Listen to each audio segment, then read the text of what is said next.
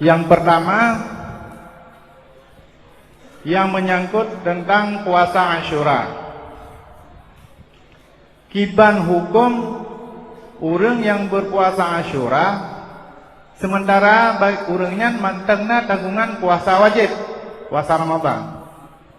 Dan apabila memang jilid-jilidnya nabu dilaksanakan, kiban tata cara dilaksanakan dan kiban cara genit, supaya dengan mangat mutemung fadilah Asyura.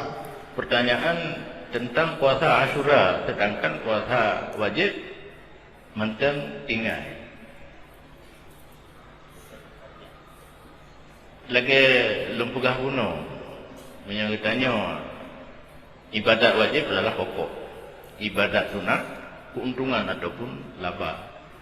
Yang jelaslah menyopangkai kolom teh temang barang lang kedai panen merumput labar.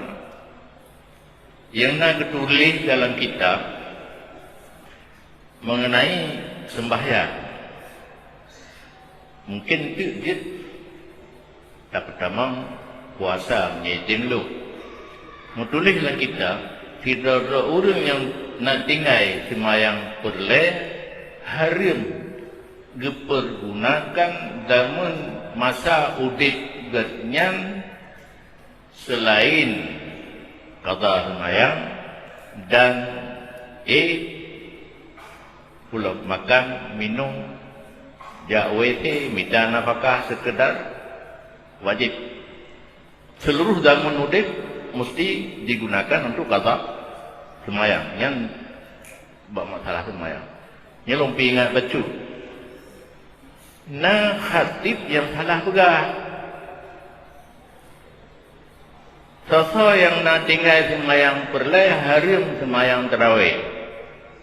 Ini kalimat dia.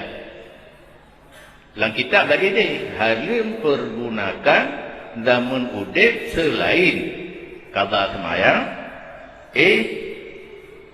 makan, minum, jawet dengan yang hanjuan dalam udip bedanya.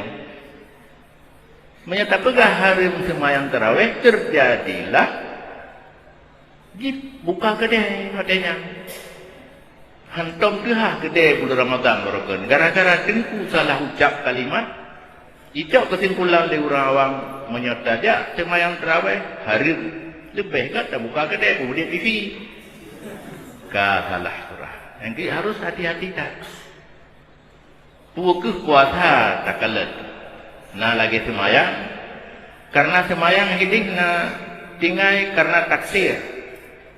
Tak sengaja nak semayang. Nah tinggal karena uzur.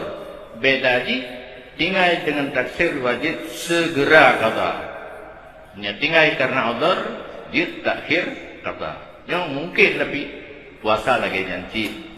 Tinggal puasa dengan taksir sengaja atau puasa yang hanjit pergunakan zaman udip gedanya untuk berpuasa sunat harus puasa qada.